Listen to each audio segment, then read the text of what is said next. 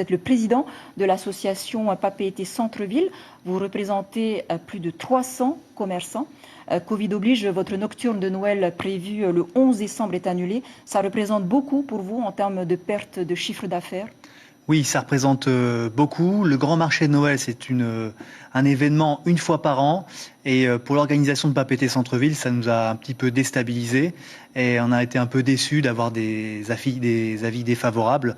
Et évidemment, en termes de chiffre d'affaires et en trafic dans le centre-ville, ça va beaucoup changer, puisqu'on ne pourra pas faire ce grand marché de Noël.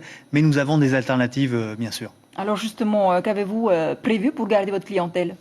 Eh bien écoute, on a prévu des alternatives comme je disais. On a prévu donc une nocturne le vendredi 18 décembre jusqu'à 20h. Donc les gens pourront acheter leurs achats de Noël en centre-ville de Papeete.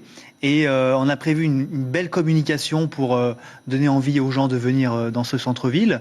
Ça va se passer comment justement cette communication? Alors on va faire de la communication pub télévision, de la pub radio, de la pub sur réseaux sociaux.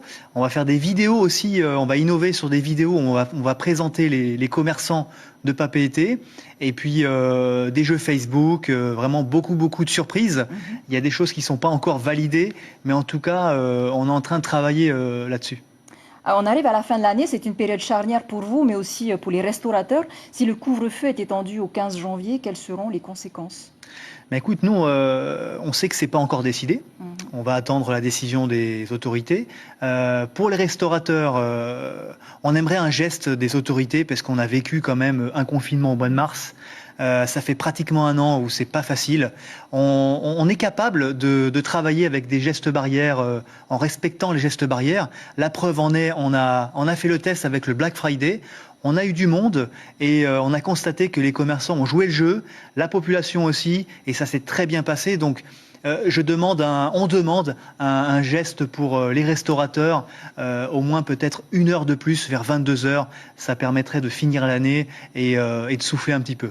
Vous avez fait la demande auprès du maire de Papeete? Oui, on a fait la demande auprès du maire et on attend toujours les réponses.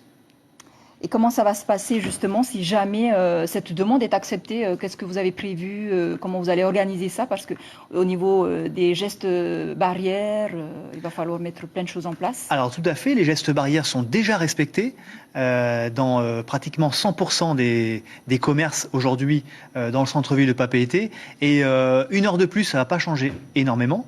Et les choses sont déjà mises en place. Donc il faut faire confiance à la population puisque ça fonctionne et aux commerçants puisque aujourd'hui ça fonctionne jusqu'à 21h et pour finir l'année vraiment ça serait vraiment une main tendue à ces commerçants qui ont vraiment subi pendant cette année 2020. Donc c'est la demande qu'on a fait avec Papeete Centre-Ville et d'autres acteurs d'ailleurs. Merci beaucoup, Monsieur Dana, d'avoir accepté notre invitation. Retenez donc cette date, le vendredi 18 décembre, les boutiques de Papeete font une nocturne jusqu'à 20h.